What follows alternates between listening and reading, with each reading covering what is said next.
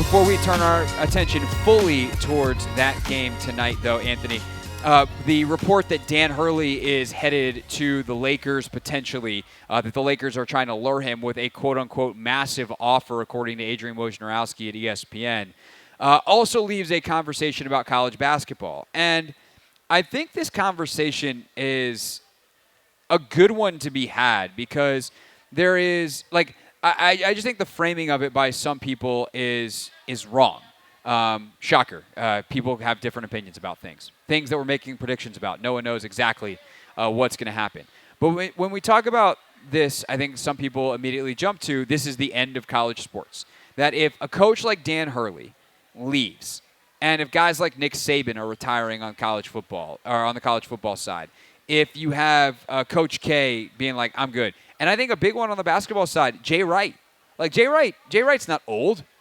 Jay Wright immediately popped right into the broadcast booth, and he's like, I'm probably do this for another 20 years. Maybe not 20. Jay Wright's older than you think he is. He's just young and dapper, or well-dressed and dapper, young-looking and dapper.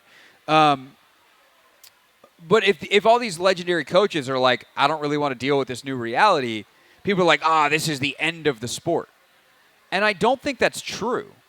I think it's just a changing of the guard. And it's perfectly understandable. These guys have been paid very well. They don't need the money.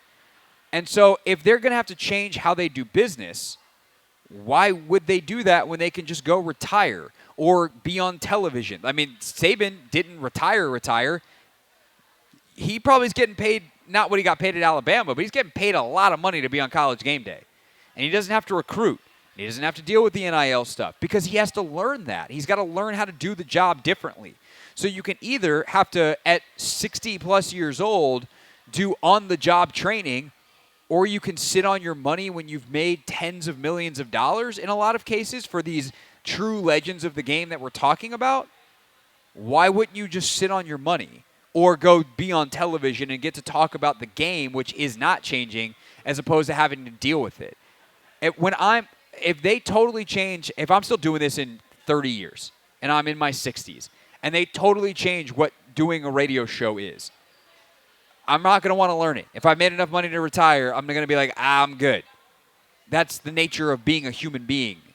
Some of the younger coaches, they're embracing it and they're figuring out how to do it. And I think if you're a guy like Dan Hurley and you love to coach, and the coaching and the teaching and that part is the part that you enjoy, and you can go get paid more money, by the way, with all due respect, to not live in Storrs, Connecticut, which, Ant, have you been to Storrs, Connecticut? Nah, I haven't, but I just feel like all You know what's never going to happen? You're not going to wind up there by accident. Nice. It's a fine place to go to school, but it's a cow field in the middle of nowhere. Yeah, I wouldn't want that. No.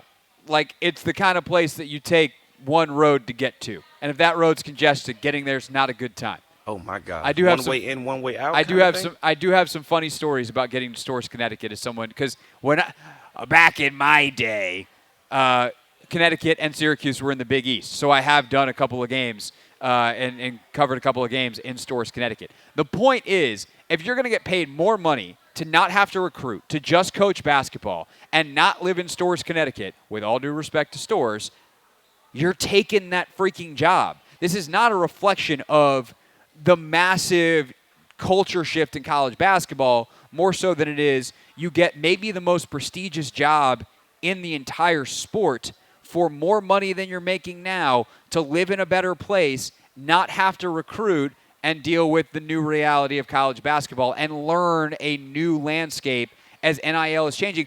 And by the way, one more thing, Anthony, to add on to my little list here, the NCAA feels like a sinking ship because they refuse to regulate themselves and are now going to let others do it for them in a way that nobody really is going to like. Craig, you raised a lot of valid points. I try my best. Just thought I'd let you know. Thank you, sir.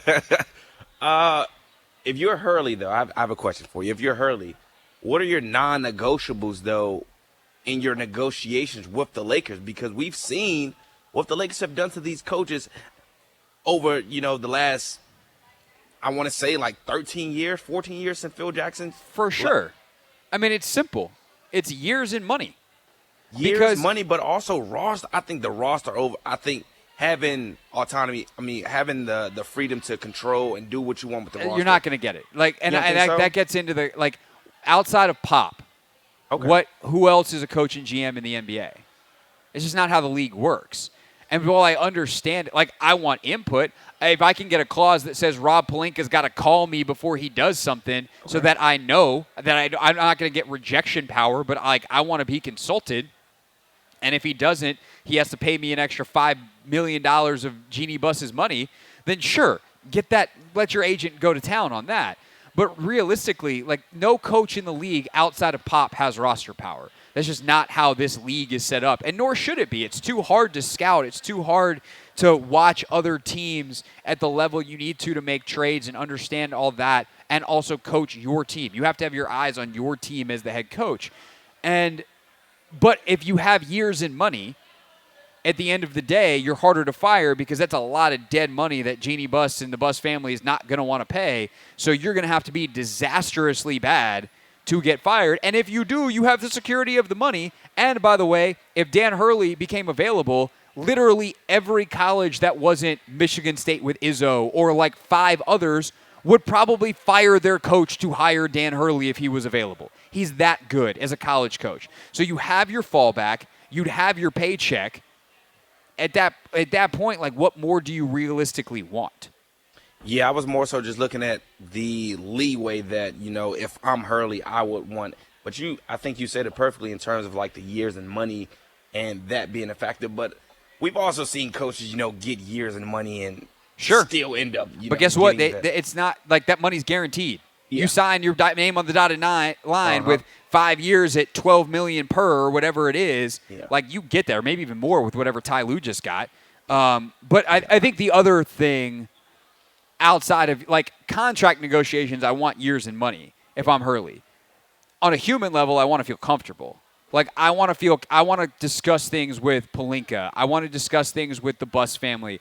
I want to discuss things if I can with LeBron. I want to understand what this year is going to look like. I want to understand, hey man, if I sign on this line, are you going to be coachable? Because I gotta be able to set an example for these younger guys, and this is a different deal. And if you undercut me, I'm screwed not only this year, but for the rest of the time that I'm here and those guys are here. So we can't have that. I will have an open door policy with you. You can come to my office anytime. But if some crap comes out in the media, like I'm not going to be happy about it. And have that man-to-man discussion with LeBron. And I think at this stage in LeBron's career, he probably is going to be like, I got you, coach. Yeah. Like, for a year, I can do that. Because LeBron, like, look, I think LeBron's the GOAT. I know that I'm not looking to start that fight now. I'm just saying, like, my perspective, LeBron's the GOAT. But his history with coaches ain't great in terms of longevity. Yeah. And there's probably a multitude of reasons for that, but it's not great. So there's that. Hey, this is DA, and you're listening to The Hoffman Show on the Team 980 and the Odyssey app.